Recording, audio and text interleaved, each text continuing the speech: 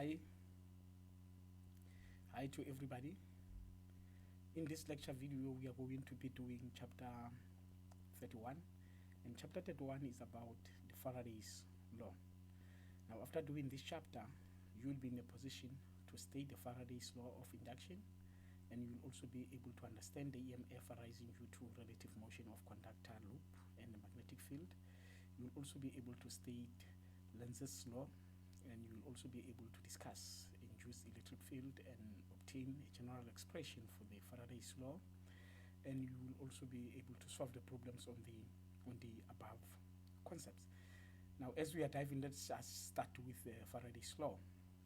Now, the Faraday's law was named after a British physicist and chemist by the name of Michael Faraday, who actually contributed a lot in terms of electricity and the invention of motors, generator, as well as the transformers. He also made the contribution on electromagnetic induction as well as the laws of electrolysis.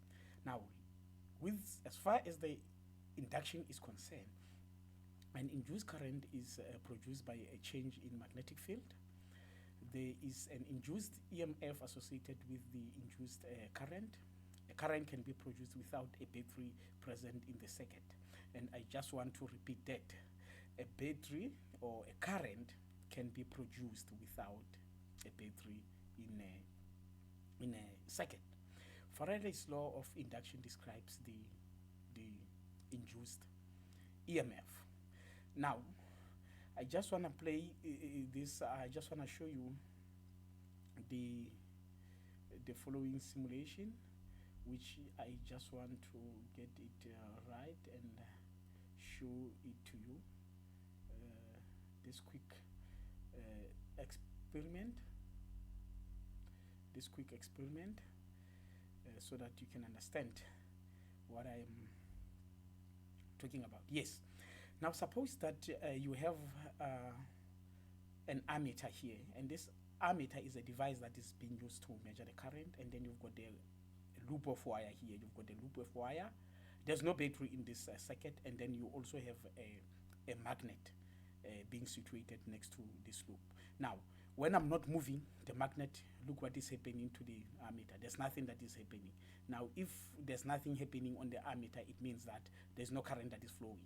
But just look when I move the magnet to my left. When I start moving magnet to my left, look what is happening to an ammeter. Ammeter is actually deflecting to the one side.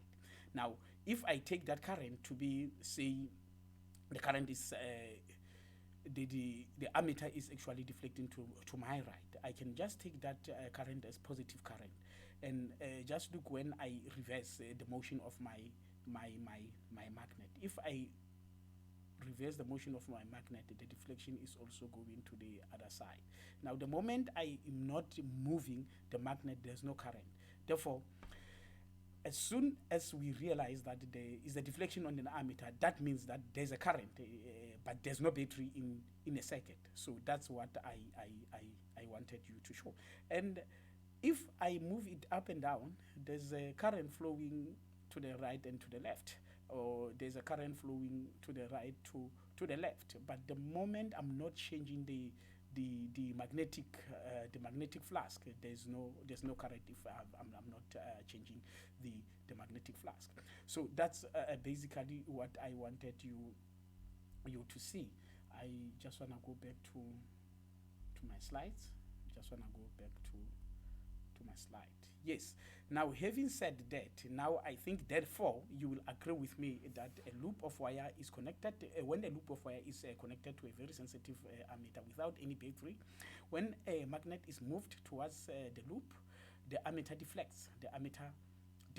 The direction was chosen to be negative when the ammeter deflects on one side.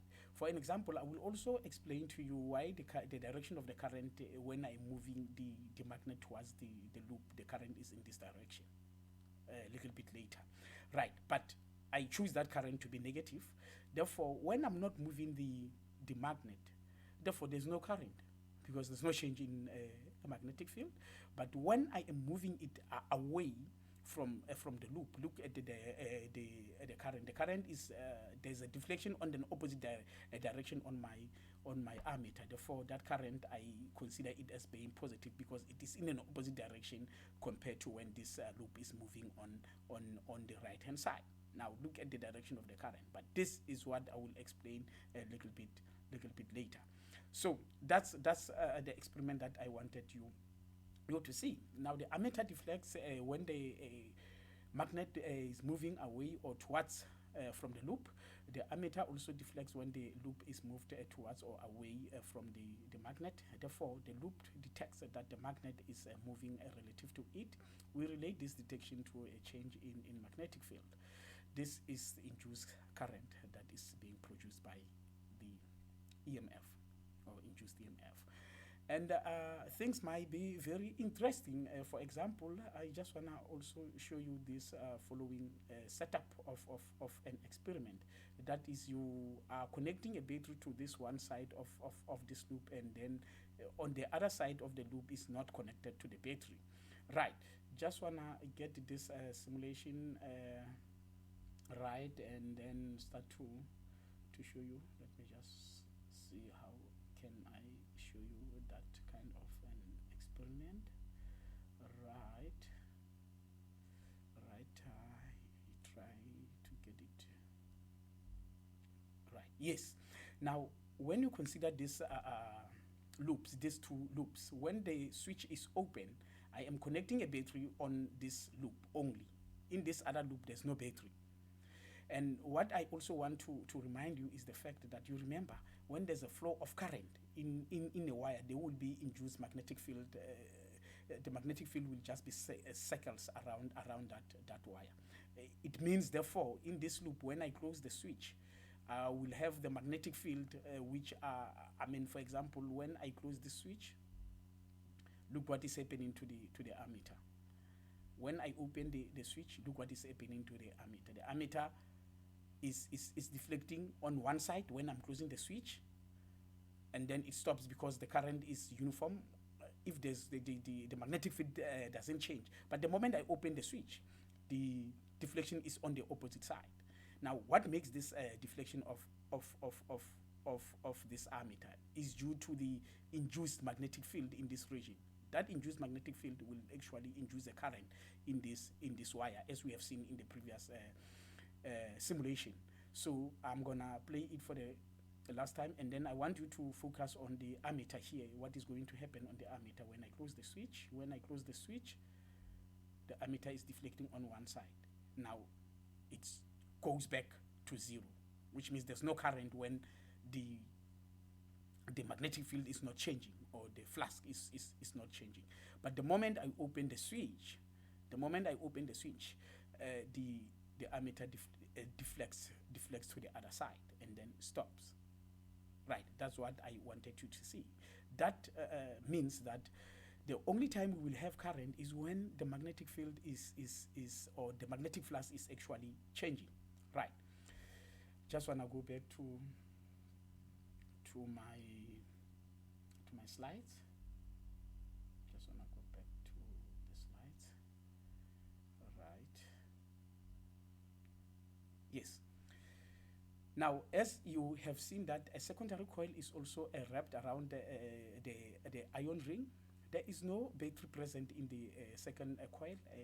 The second coil is not directly connected to the primary coil. But at the instant the switch is closed, the ammeter changes from 0 in one direction and then returns to 0. When the switch is open, the ammeter changes in the opposite direction and then returns to 0. The ammeter reads 0 when there is a steady current. When the current is steady, the ammeter is just reading 0, or when there is no current in the primary circuit. Right. Now, the conclusions from this Faraday's experiments are as follows. An electric current can be induced in a loop by a change in magnetic field. When there's no change in magnetic field, there's no current. Now, this will be a current in the secondary circuit of this experimental setup that I've just shown you now. Now, the induced currents exist only while the magnetic field through the loop is changing. The current will only exist when the magnetic field is changing. This is generally expressed as an induced EMF is produced in the loop by the change in magnetic field. The actual existence of magnetic flux is not sufficient to produce the induced EMF. The flux must be changing, as I've said. The magnetic flux must therefore be changing. Right, now the statement for the Faraday's law of induction states that the induced EMF in a circuit is directly proportional to the time rate of change of the magnetic flux through a circuit. For an example, the mathematical description of that Faraday's law of induction is given by this equation here, which is nothing else but the EMF is equal to the negative change of the rate in magnetic flux. Now, as far as the magnetic flux is concerned, we know what is the magnetic flux from the previous chapter. The magnetic flux was just given by the A times B for simplicity.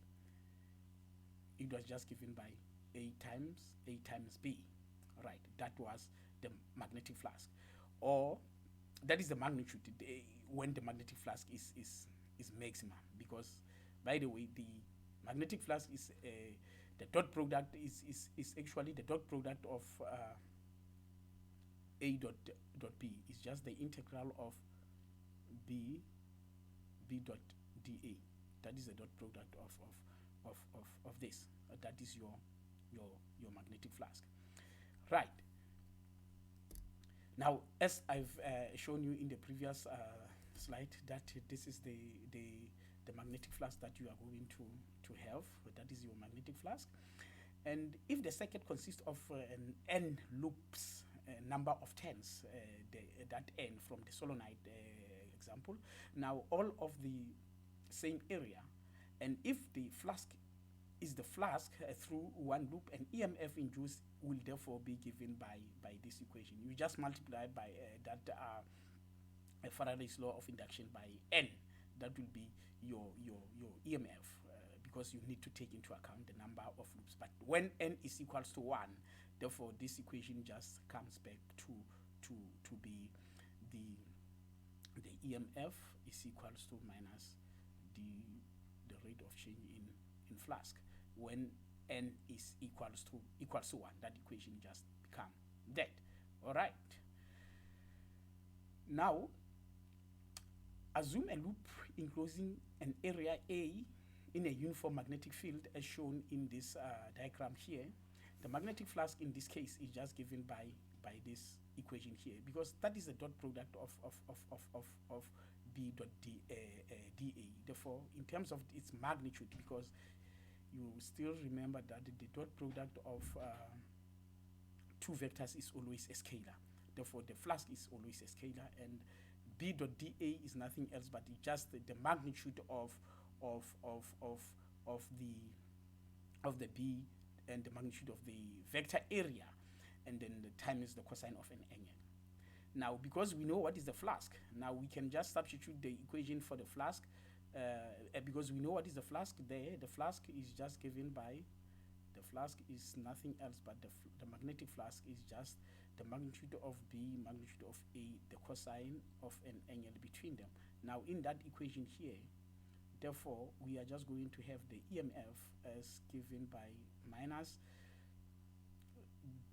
the rate of change in the flux. But the flux, we know what is the flux. Flux is B, A, the cosine of an angle between them. So that is your EMF, right? That's what I wanted to show you, right? Now, ways of inducing an EMF. The magnitude of the magnetic field can change with time. Yes, it can change with time. The area enclosed by the loop can also change with time. The angle theta between the magnetic field and the normal, the vector area A, can also change in time, and any combination of the above can also change in time, or they can actually acquire simultaneously, or they can acquire at the same time.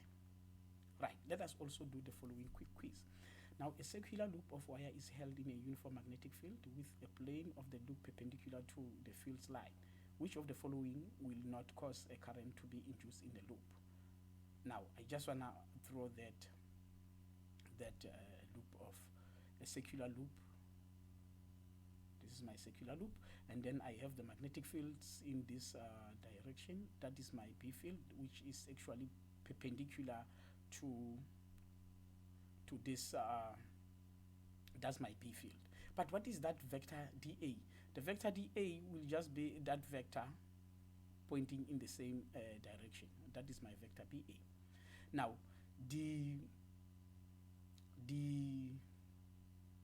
what will be the flux? The flux in this case, because this is just at the same direction, the magnetic flux in that case is just the magnitude of B and magnitude of A, the cosine of an angle between them. But what is the cosine of what is the angle between B and A? The angle between B and A, because these are parallel vectors pointing in the same direction, therefore it is just 0. Therefore, the flux will therefore be maximum. Right. In that case, the question is actually asking you which of the following will not cause a current to be induced in the loop. The current crashing the loop will actually be changing the flux, therefore it cannot be correct. But rotating the loop about an x-axis perpendicular to the fields, this can also be not correct, because the flux will also be changing when you rotate the loop. But keeping the orientation of the loop fixed and moving it along the field's line, if you keep it fixed, therefore this answer must be correct. But pulling the loop out of the field, that one is not going to be correct, because the flux will just be changing. Now, as a result, if you keep this loop inside this region and then you move it like that, therefore you are not going to be changing any magnetic flux, because the flux will just be staying like that. Therefore, if the flux is staying like that, therefore that is not going to induce the current in a loop. So as a result, the correct answer for that quick quiz is therefore number C. Right. Now let us also do the following example. A quick coil consists of 200 turns of wire. Each turn is a square of side. D is equal to 18 centimeter, and a uniform magnetic field directed perpendicular to the plane of the coil is turned on. The figure shows the behavior of the magnitude of the magnetic fields with time from t is equal to 0 to t is equal to 0.8. Now, as shown in this diagram, this is a linear relation, but the field changes linearly from 0 to 0.5 Tesla after t is equal to 0.8. Now, the magnitude of the magnetic fields decays in time according to the expression given by this equation here. And I can just confirm that because this is an exponential decrease. This is an exponential decay.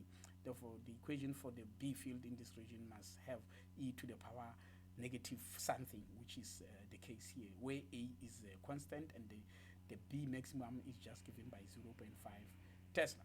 Right. Now, the question A is, what is the magnitude of the induced EMF in the coil between t is equal to 0 and t is equal to 0.8? Right. Now, we are able to calculate the magnitude of the induced EMF, because we know that the induced EMF is just given by this equation, the change in magnetic flux, the rate of change in magnetic flux. Therefore, we know what is the flux. Flux is B times A, and now we know the initial magnetic field and the final magnetic field. We also know the initial time and the final time.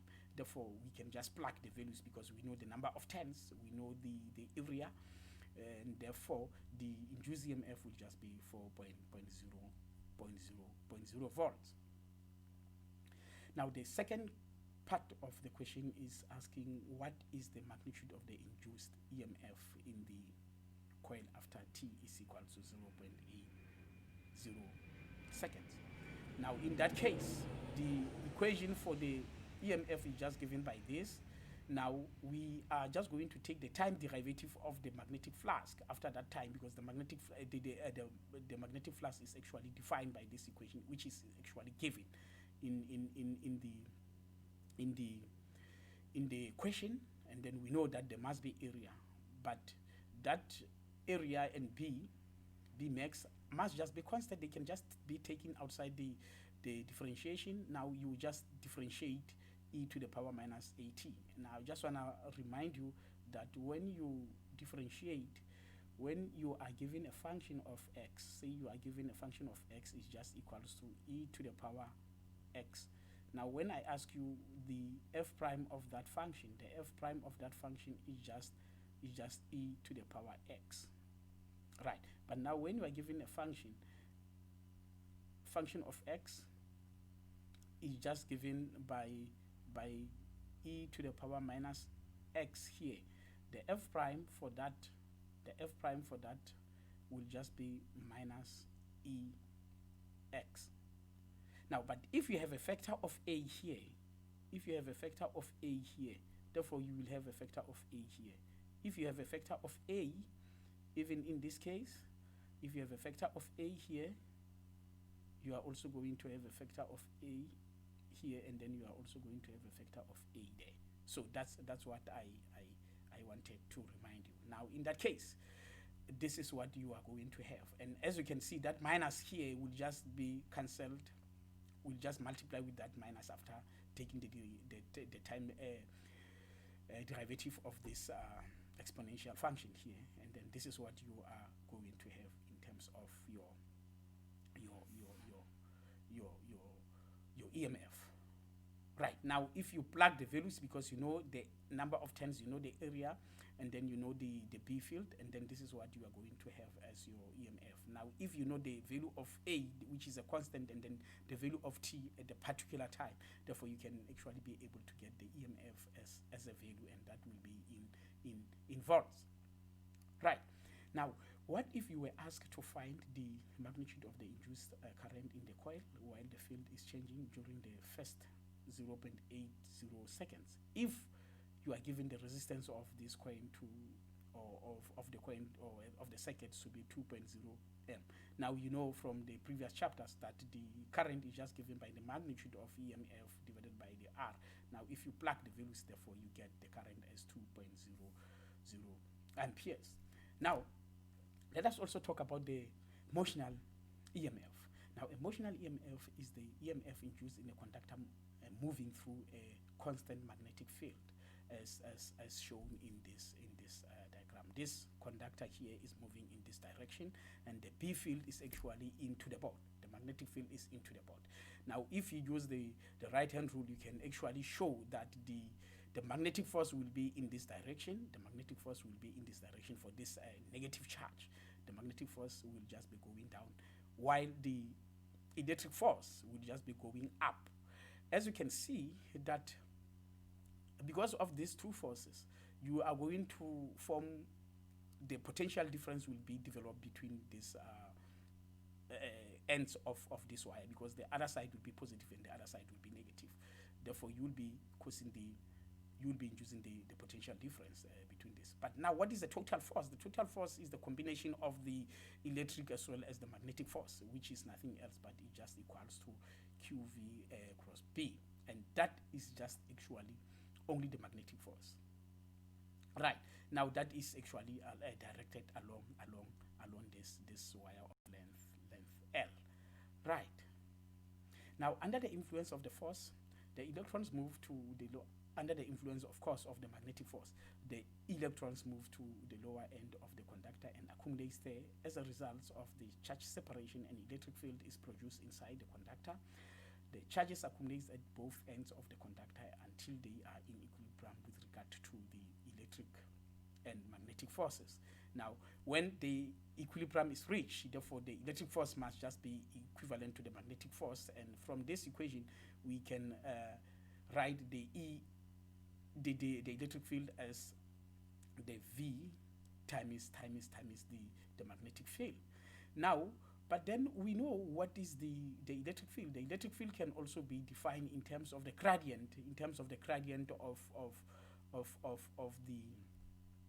the potential. You remember the electric field from the previous lecture. We know that the gradient can just be determined in terms of the negative gradient of of the potential, or that can just be the change in E. The change in E is just given by that. Now we know what is E. Now you can just plug, and therefore the change in potential difference is just given by that equation is BLV. That is your change. Change in V is just BLV, because we know what is E here. I can just plug VB whenever I see E, and then that will give me the change in V to be BLV. Now a potential difference is maintained between the ends of the conductor as long as the conductor continues to move through the uniform magnetic field. And if the direction of the motion is reversed, the polarity of the potential difference is also reversed. Right.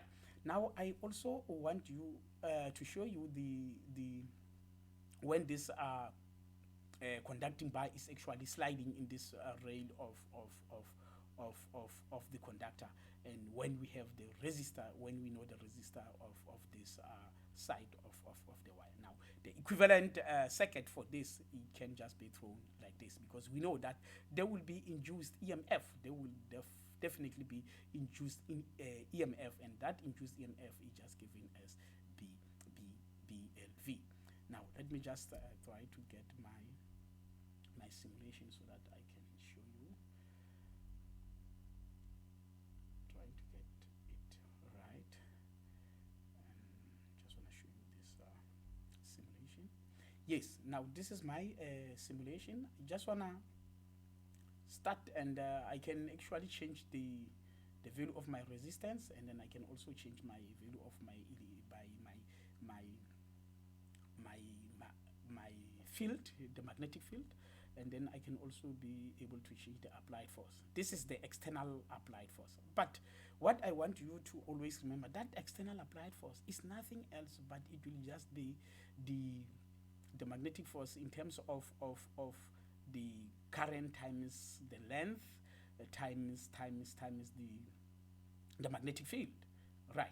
Now let me just show you what is going to happen. This is what is going to happen. Right.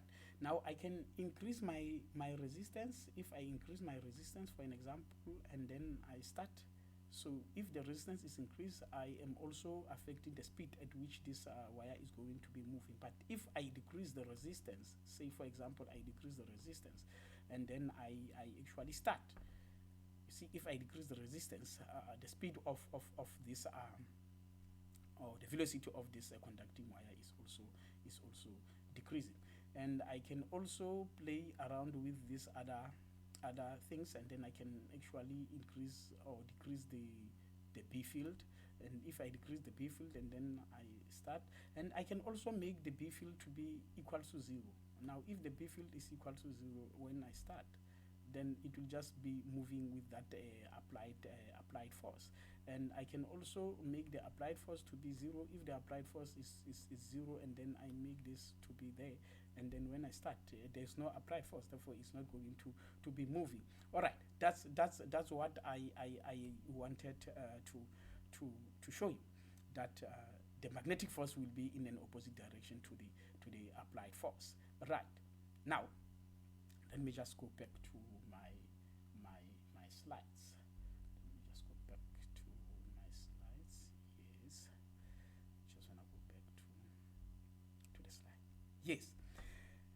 Right. Now the induced EMF is just given by this equation here, and maybe I must also show you the fact that if this side is L and this side is X.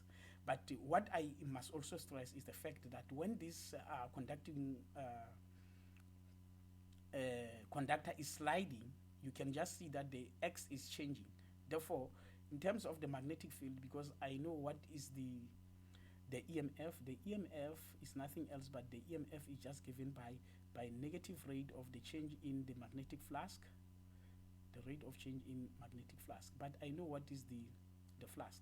The flux is just given by the, when the flux is maximum, the flux is just nothing else but it's just the magnetic flux when it's maximum is just given by BA. Right, now I'm just gonna plug the BA in there. Therefore, that is just going to be minus the change in rate, the rate of change in BA, in BA, right? But the magnetic field is constant. Then I can just write it outside. I can just write it outside the integral. Therefore, I'm just going to have minus B, the rate of change in area, because the area is the one that is going to change. But according to that diagram, what is the area? The area is nothing else but it's L. It's L times X. It's L times X. But is L changing? The L is not changing. The length is not changing. But that is the only X which is actually changing. Therefore, L can also be taken outside of the integral. Therefore, I'm just going to have minus BL, the rate of change in position. But what is the rate of change in position? The rate of change in position is nothing else. It's just the velocity. Therefore, that will just be BLV. There will be a negative here. But when we talk about the magnitude of the EMF is nothing else but it's just BLV. So that's what I wanted to show you, that the change in the magnitude of the EMF is nothing else but is BLV, right? So that's what you are going to have in terms of the induced EMF is BLV. Now, if you know the induced EMF is given by that, and then you can actually write the current in terms of this as BLV divided by R, right? Now, the applied force does work on the conducting bar. Yes, because the conducting bar is moving from point A to the other point B. Now, this moves the charge through a magnetic field and establish a current. The change in energy of the system during some time interval must be equivalent to the transfer of energy into the system by work. The power input is equal to the rate at which the energy is delivered to the resistor. Right. Now, I just want to remind you that the power can just be given as the force multiplied by the velocity. You remember from your first semester that the power is just nothing else but is work divided by the change in T. Therefore, now, but we know what is the work. Work done is nothing else but is the force times the change in X, for example, change in position. Now, if I plug work back there, that will be F times the change in X divided by the change in T. But what is that? That is nothing else but it's just the force times the velocity. Therefore, the power can be presented in terms of the applied force times the velocity. But the applied force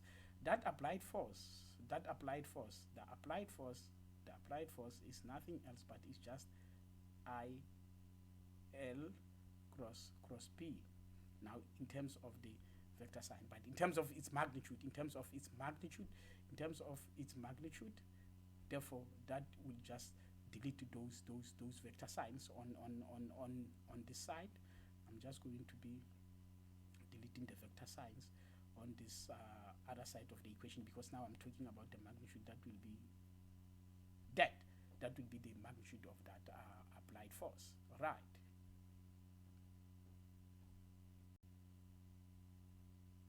Right. Now, because we know what is the current, we know what is the current in terms of the BLV divided by R. Therefore, you can just see that the power is just given by E squared divided by R. Now, let us also do the following quick quiz.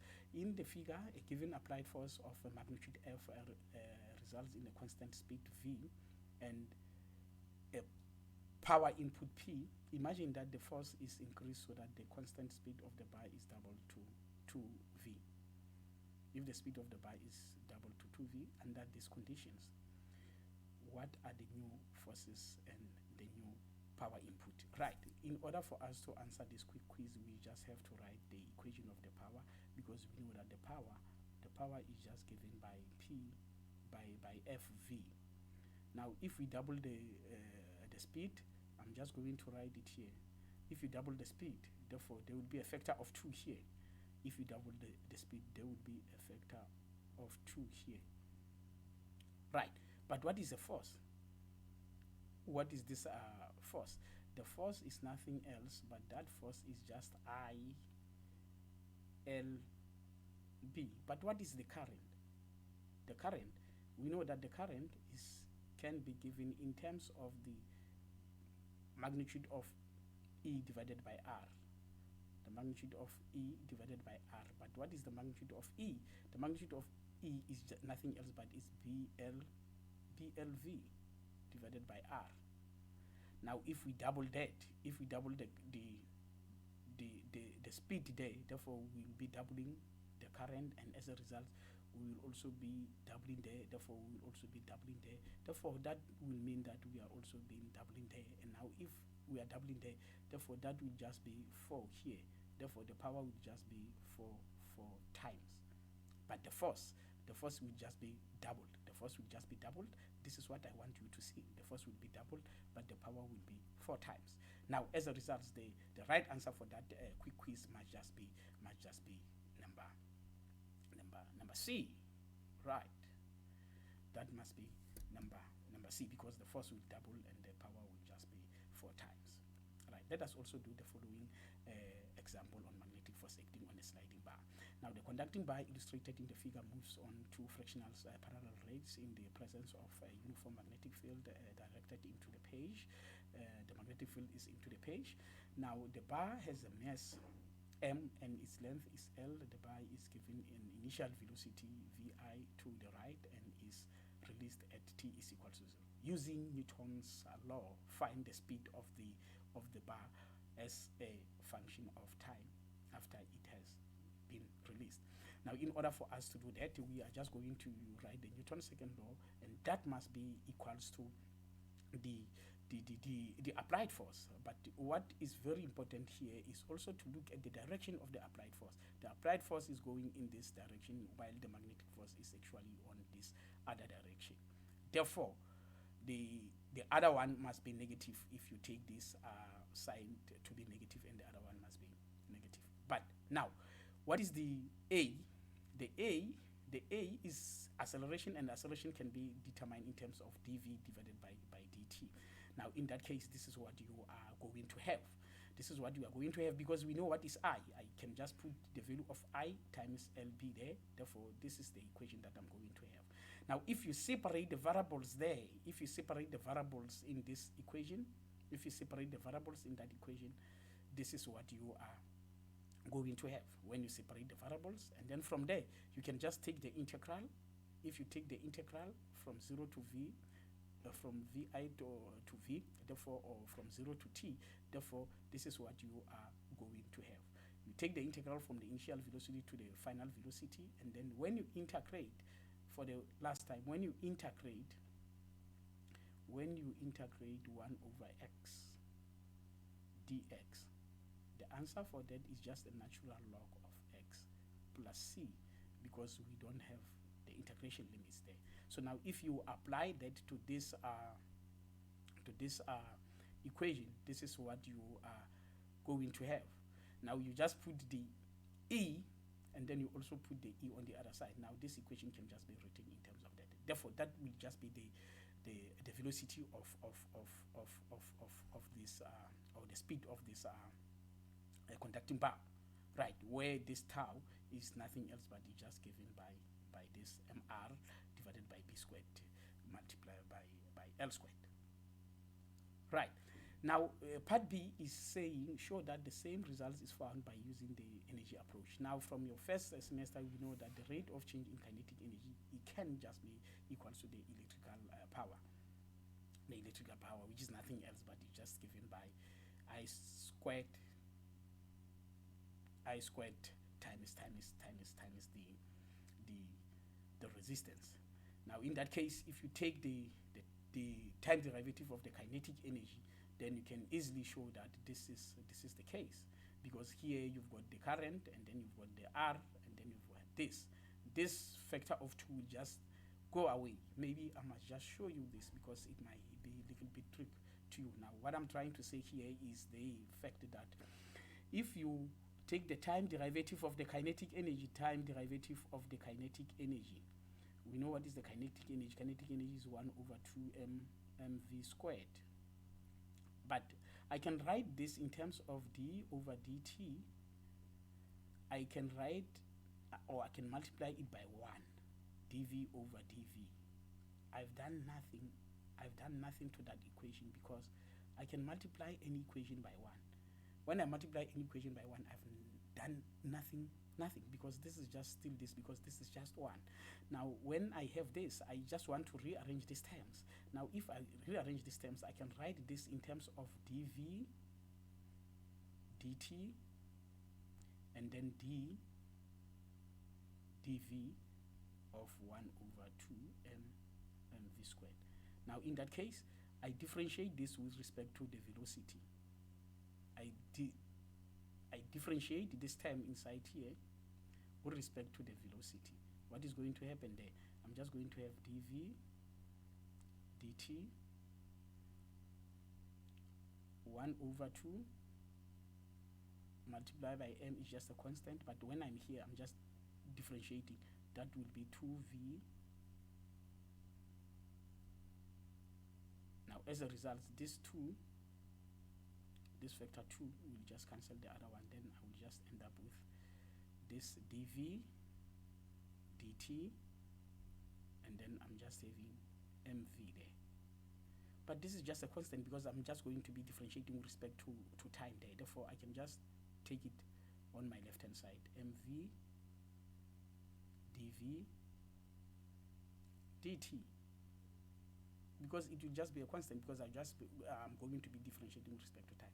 And this is the equation that you are actually seeing there. This equation is that equation that you are seeing there. So as a result, that is true. There's nothing wrong about that. Factor of 2 will just go away as I've shown you. Now, when you are here and you can separate the variables, the moment you separate the variable, this is exactly like the previous problem. As a result, you are just going to get the same answer.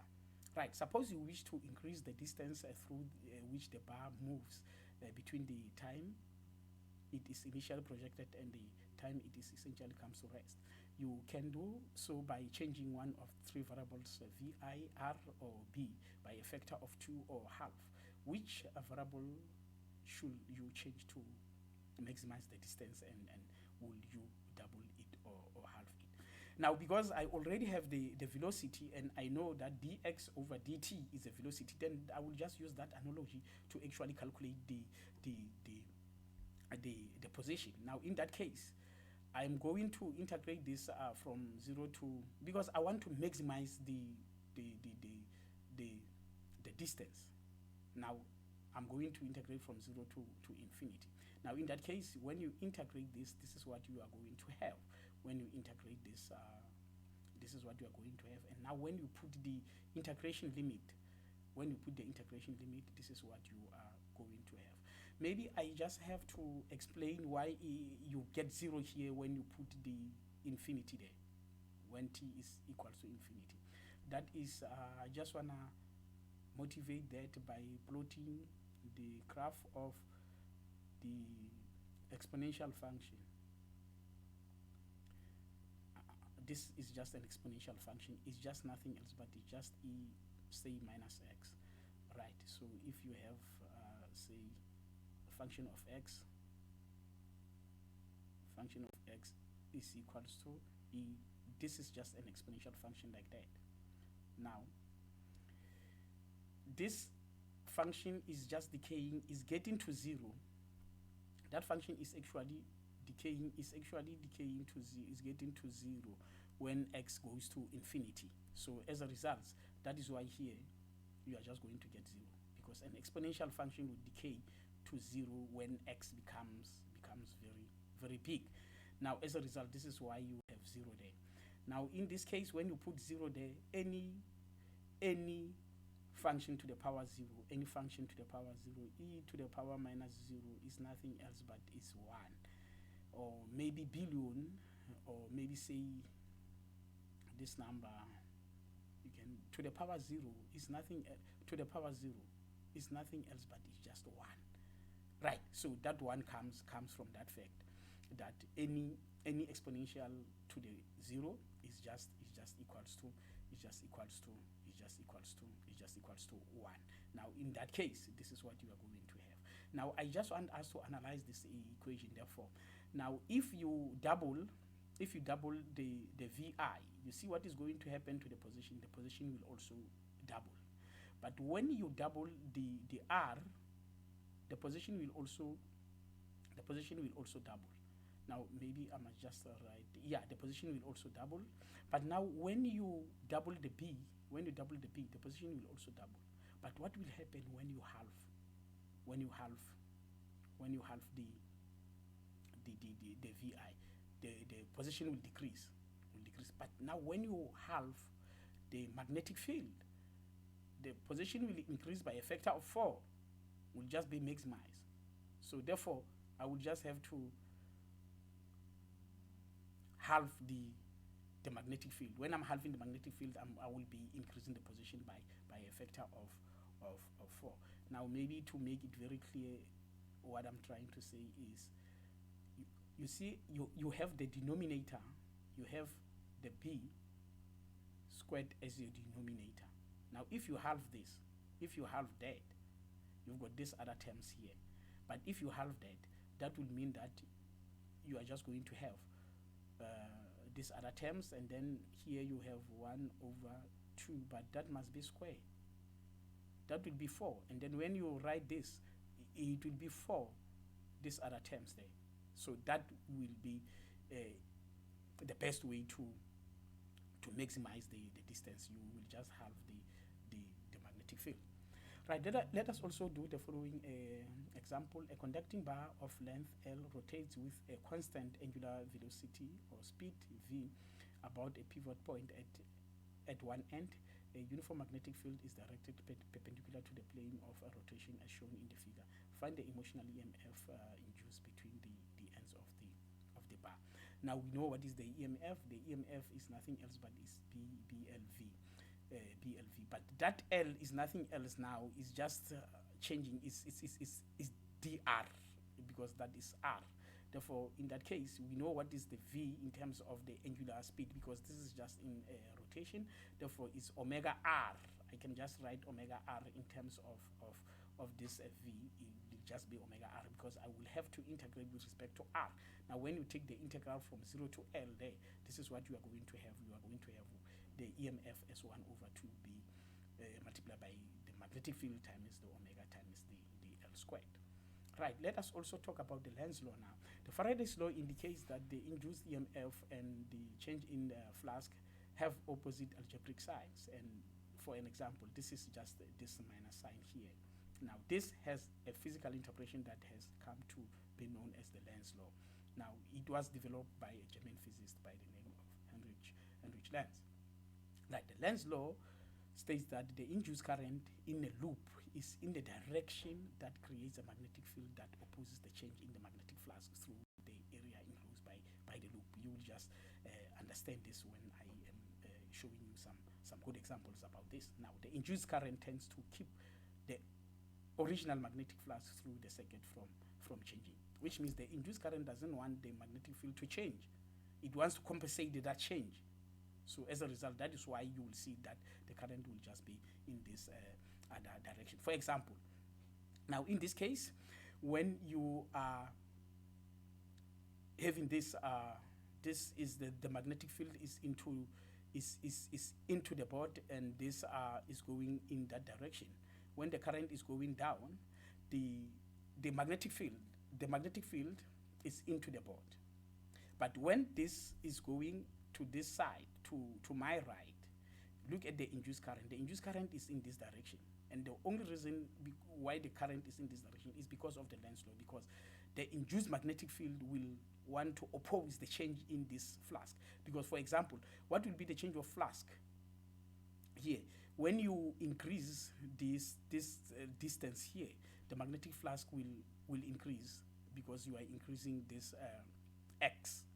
But the induced current, the magnetic field from the induced current will just be out of the board, will just be out of the board, because this magnetic field in will just be increasing, but that induced current doesn't want this B field to change. Therefore the induced current will just be in an opposite direction. Therefore the induced current will cause the magnetic field to be out of the board, to actually oppose that increase of the flask.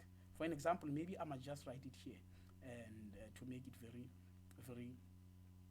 reasonable. Therefore you've got B into the board.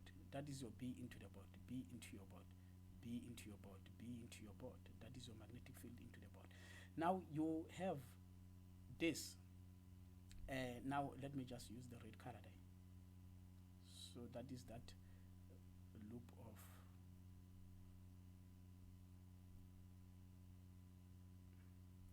and that bar is here. Sorry, it must just be straight. That bar is going in that direction. That is my bar. This is the bar. It is going in that direction. Now what is the induced current? The induced current, it must be in that side. That is my I, the induced current. Now what is the B field there? If I'm going down like that, the magnetic field, if I'm going down like that, the magnetic field will just be out. If the current is going like that, the B field will just be out of the board. That will be my B field. Because when I am going in that direction here, say this is my X. If this is my X, and then I have L here, say this is the L, the length. What I want to show you is the fact that when I am increasing X, I am moving in that direction. Therefore the flask will just be B times LX. That will be the flask. But when I am increasing, that will be the magnetic flux. When X is increasing, which means the magnetic field will just be increase, the flux, the magnetic flux will be increasing. But the induced current doesn't want that magnetic field to change. As a result, the B induced in that current must be out of the page. It must be out of the page to compensate that increase of the flux. Doesn't want that flux to increase. As a result, the B field must just be opposing that increase in flux. So this is what you just have to know. But if it is actually going in an opposite direction, for an example, if it is going in an opposite direction, I will just delete that and then throw this like that. Now if this loop is not going in that direction, but it is going in that direction now, what is going to happen to the induced current?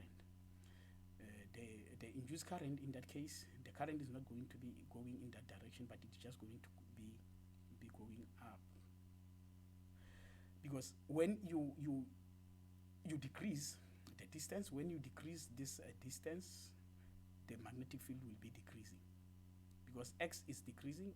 When you decrease that X, when X is decreased, the flux is also decreasing. But the induced current must oppose that decrease. It must be in a way that it increases that. So the current will just be going up, and then the B field will therefore be going into the board in that case. Therefore the B field will just, the induced B field will just be going into the board. So that's what I wanted to show you, and I hope you understand that. Right. So that's basically the slides. Right. Now the figure show a circular loop of a wire falling towards a wire carrying a current to the left. If the current is going to the left, the B field will just be going in that direction, the induced B field. Now, what is the direction of the induced current in the loop of wire? Right. You see now, for example, the induced magnetic field in this wire is just going to be into the board. Now, if the induced field is into the board, the induced magnetic field or the induced current must be in an opposite direction that will oppose that change. So as a result, the induced current, it must be going the counterclockwise in order to to oppose that change. For an example, I have this wire which is going this way. That is the current. The magnetic field induced when the current is going there. Therefore, the magnetic field will just be into the board, into the board. But on that loop that is falling, when that loop is falling, when this loop is falling, very close to this wire, the magnetic field will be increasing. Therefore, the induced current in that loop will have to oppose that change in the magnetic field. As a result, it will just be, the current will just be flowing on the opposite direction. This is the result of that will be the current induced in that wire. Now, when the current is going in that direction, therefore the magnetic field will just be going out of the board for this. The B field will just be out of the board. So as a result, it's out of the board. Therefore, the induced current must be the counterclockwise. It must therefore be the counterclockwise. But if the loop is going away from the wire, the current will therefore have to change. It will just be in an opposite direction. I hope you understand what I'm trying to explain there. Right. Therefore, it must be counterclockwise. Right. Now, this I've just given a very good explanation for that. Now, a magnet is placed near a metal loop, as shown in the figure. You find the direction of the induced current in the loop when the magnet is pushed towards. Now, if the magnet is pushed towards the loop, and the magnet has north at this point and then south at that point, therefore the induced current in this loop will want to oppose the change in that magnetic flux. Therefore, the B field from the magnet is going in this direction, as shown in the diagram, is going in this direction, but the induced current must oppose that change. The induced current must oppose in that change. Therefore, the current must be opposing. The B field must just be opposing that change in the magnetic field. Therefore, the current must just be going counterclockwise. Now, however, when that is the case, now as a result, that loop of wire will just be like, now you have the north and the south. When you only focus on that loop, when this current is moving in that direction, then the magnetic field will just be going in that other direction.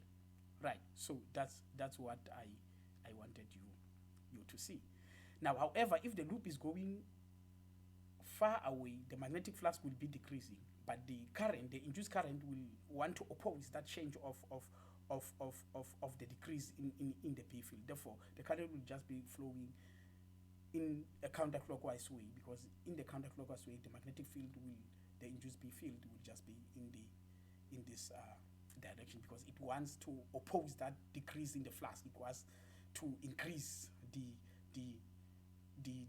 it wants to compensate that loss of the magnetic field. Therefore, the current will just be going clockwise direction. Now, as a result, this will just look like you've got the north, this side, and then you've got the south pole on the other side when you look at the loop of that wire. Now, the induced EMF and electric field. An electric field is created in the conductor as a result of the change in magnetic flux. Even in the absence of the conducting loop, a change in magnetic field will generate an electric field in an empty space. Now, this induced electric field is non-consecutive, unlike the electric field produced by the stationary charges. The induced electric field is not consecutive because its curl is not equal to zero in this case, because the charges are actually moving. When the charges are not moving, therefore, is actually equals to zero. Now, the induced EMF and electric field. Now, the EMF for any closed path can be expressed as a line integral E dot ds over the path. And the Faraday's law can therefore be written in a general form as the integral of a closed surface E dot ds is just equals to the negative rate of the change in the magnetic flux. So that's the general Faraday's law. Right. The induced electric field is non-consecutive fields that is generated by the change in magnetic field. Now, the field cannot be electrostatic field because it is the field where electrostatics and hence the consecutive, the integral of E dot ds will just be zero. If this was electrostatic, when these charges are not moving, therefore that will just be E dot ds will just be zero, will just be zero. But in this case, it is just given by that equation that I've just shown you. Now let us just do the following good example.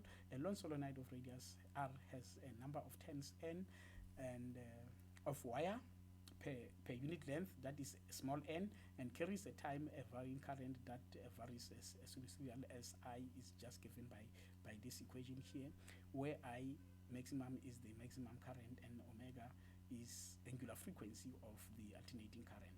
A, determine the magnitude of the induced electric field outside the solenoid at r is greater than r, that small r is greater than r. Now in this case, we just look at that.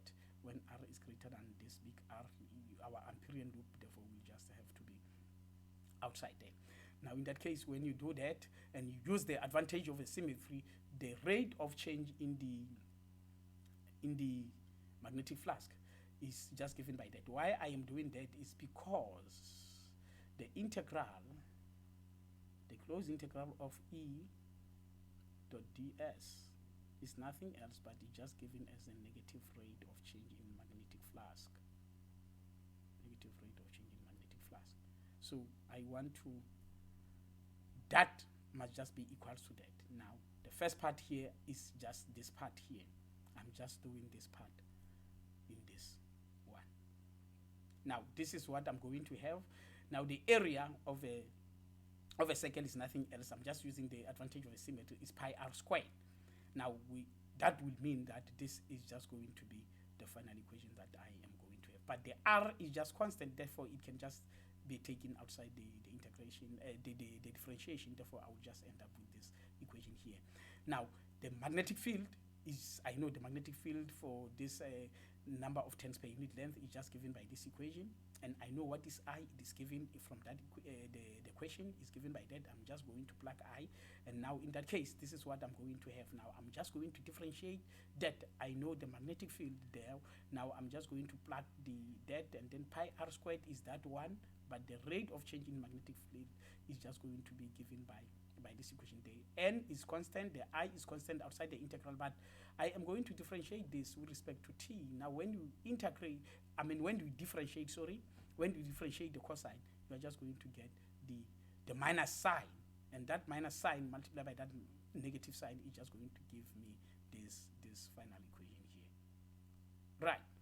Now that is what you are going to have for the right hand side of your equation. For the right hand side of your equation, that's what you are going to have. But what is the E dot ds, the integral E dot ds? The integral E dot ds, I'm just using the advantage of a symmetry. The circumference, the E is a constant. What I'm trying to say here is from this side, E is constant. I'm taking outside, but the integral ds, because the dot product of two vectors is always a scalar, I can just take it outside, and then the integral E dot ds. In this case, the integral ds is nothing else but it's just the circumference of the circle. That is just the circumference of the circle. And I know what is the circumference of a circle. The circumference of a circle is just this 2 pi r. It's just given as 2 pi r. It's just 2 pi r. And then from the previous, I know what is my right hand side. That must just be equivalent to that. Now from there, you just rearrange the equation, and then you will end up with the value for the electric field. Now if you want to get the electric field, then you will have to divide it. This pi will cancel with the other pi. Therefore the electric field for r is greater than r is just given by this equation. Right. Now what is the magnitude of the induced EMF fields inside the solenoid when r is smaller than this big R? Now in that case, the flux is just going to be given by this. We know that is pi r squared. Here is pi r squared because of the area of a circle, and then this is what you are going to have. Now in that case, the flux is just given by the same equation there. It's just given by the same equation there. This is your R, and then in that case, when you differentiate that, you are just going to have omega sine theta, and that's your B field. But now in this case, the circumference of this is just 2 pi r. It's just 2 pi r. Now as a result, this r will cancel the other one, which is totally different from compared to the previous one. Now in that case, this is what you are going to have as your electric field. Now this is for when r is less than big R. Right. Now with that, good people, I just want to pause here, and these are your tutorial problems, and then I will see you in the next lecture video or in the tutorial problems. Thank you. Keep well. Bye.